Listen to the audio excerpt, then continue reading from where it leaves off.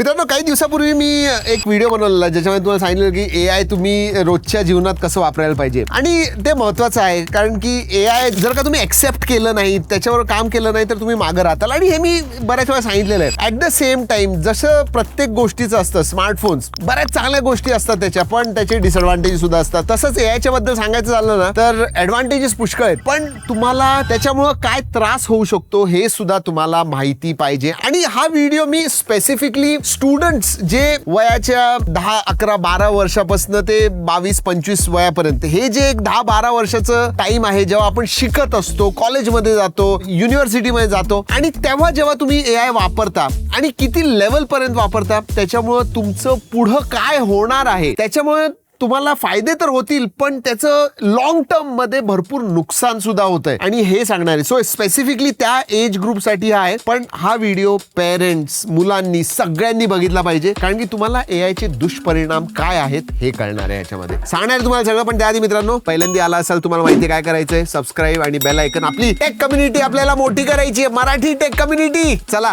आपल्या मित्रांबरोबर शेअर करा.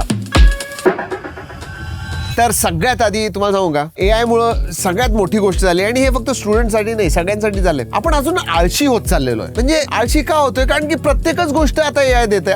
मी तुम्हाला आता एक्झाम्पल देतो. म्हणजे तुम्ही प्रत्येक छोट्या गोष्टीकडे जर का एआय कडे वळत असाल, तर विचार करा ना, तुमची क्षमता काही करण्याची कमी होतीये. What is learning?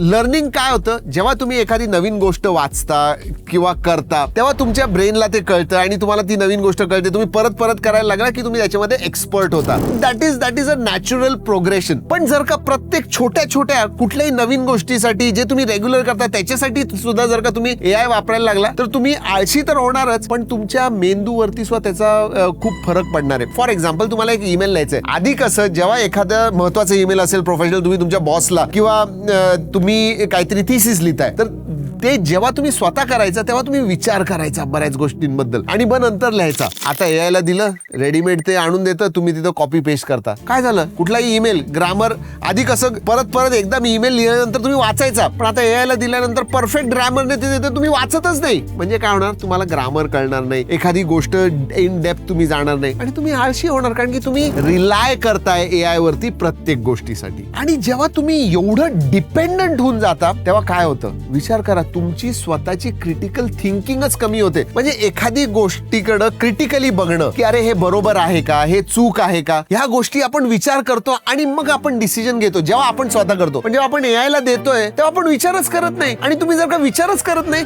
तर तुम्ही क्रिटिकल थिंकिंग करणार कसं? So that is what the problem is. तुमचा ब्रेन जो आहे ना, तो ऍक्च्युअली ग्रो होत नाहीये. जेव्हा एखादी गोष्ट तुम्ही भरपूर विचार वगैरे केलेलं आहे आणि तुम्ही मग काय कुठंतरी अडकलाय आणि मग तुम्ही एआय कडे जाताय, ते कळतं, कारण की त्याच्यामधनं तुम्ही काहीतरी नवीन शिकताय, कारण की ते तुम्हाला माहित नाही, आणि मग एआय ने दिलंय तर तुम्ही जरा शिकताय त्याच्यामधनं. पण जर का बेसिक गोष्टीसाठी जे तुम्हाला येतंय ते सुद्धा तुम्ही आळशी, म्हणजे अरे जाऊ दे ना, मला अर्धा तास लागेल, एआय ला दिलं तर 5 मिनिटात तो करून देईल, असं जर का तुम्ही केलं, then gone, your brain is not growing. तुम्ही आळशी होताय. तुम्ही क्रिटिकल थिंकिंग, जे विचार करण्याची एक कुवत असते, तीच तुमची कमी होत चाललेली आहे. म्हणजे विचार करा ना, एखाद्या गोष्टीसाठी जी रिझनिंग पॉवर लागते, अनालिटिकल पॉवर ज्याला आपण म्हणतो, अनालिसिस जे आपण करतो, डोक्यात आपण जे विचार करून, अरे हे असं नाही, तसं नाही, तसं संपलंच ना. म्हणजे लॉजिक, आपण एखादं डिसिजन घेतो तर काहीतरी लॉजिकली आपण विचार करतो आणि मग डिसिजन घेतो. एआयला सगळं दिलं तर तुमच्याकडे काय राहणार? आणि आता हे झाल्यानंतर सगळं काय होतं, तुम्ही डिपेंड झाला एआय वरती. आणि आता जेव्हा तुम्ही डिपेंड होता आणि रिअल वर्ल्ड मध्ये एखादी गोष्ट होती जिथं तुम्हाला एआय वापरता येत नाही, काय होणार तुमचं? कारण की तुम्ही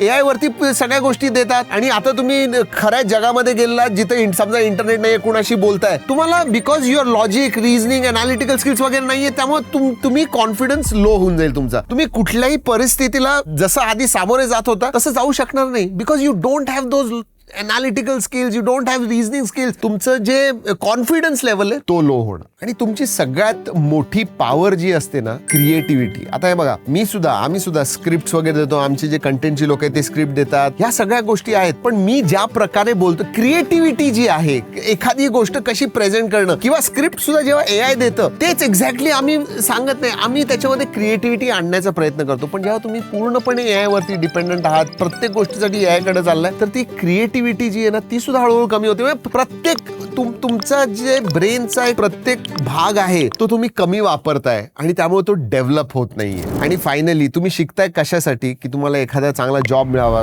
बिझनेस तुम्ही चालू करताल. पण एक जॉब करायला, इंटरव्ह्यू द्यायला, एखादा बिझनेस चालू करायला रिस्क घ्यायला लागते, बऱ्याच गोष्टींबद्दल विचार करायला लागतो. मी जसं आधी सांगितलं अनालिटिकल रिझनिंग, लॉजिक, ह्या सगळ्या गोष्टी तुम्हाला लागतात. एआय मुळे त्या जर का कमी झाल्या तर तुम्ही अंडर कॉन्फिडंट तर असाल पण तुमच्या अख्ख्या करिअरचा तुम्ही नुकसान करताय याच्यामुळे. Because you are just use टूच नाही. तुम्हाला प्रत्येक गोष्ट इतकी इझिली मिळत गेलेली आहे तर कुठलीही गोष्ट इंटरव्ह्यूअरने आउट ऑफ सिलेबस म्हणजे आउट ऑफ एआयचा जो प्रश्न विचारला तर तुम्ही संपला ना. कुठून तिथं काही एआय येणार नाही तुमचं उत्तर द्यायला. That is what it is. So it is going to affect your career, it is going to affect your life. मी बरेच वेगवेगळ्या गोष्टी सांगितल्यात. माझं म्हणणं एवढंच आहे, एआय जे आहे ना ते वापरा पण अशा गोष्टींसाठी वापरा जे जिथं तुम्ही अडकलाय, जिथं तुम्हाला काहीतरी नवीन गोष्ट पाहिजे, तुम्हाला सुचत नाहीये, तेव्हा तुमचं होरायझन्स इन्क्रीज करण्यासाठी जे तुम्ही करताय, जे लॉजिकल किंवा अनालिटिकल किंवा रिझनिंग जे पॉवर आता वापरताय ते वापरत राहा. प्रत्येक ईमेल लिहायचं तर तुम्ही एआय ला देऊ नका, तुम्ही स्वतः लिहा. Grammatical try to understand it. But AI आत्ता जर का तुम्हाला वापरायचं असेल ना जितकं कमी वापरता येईल तितकं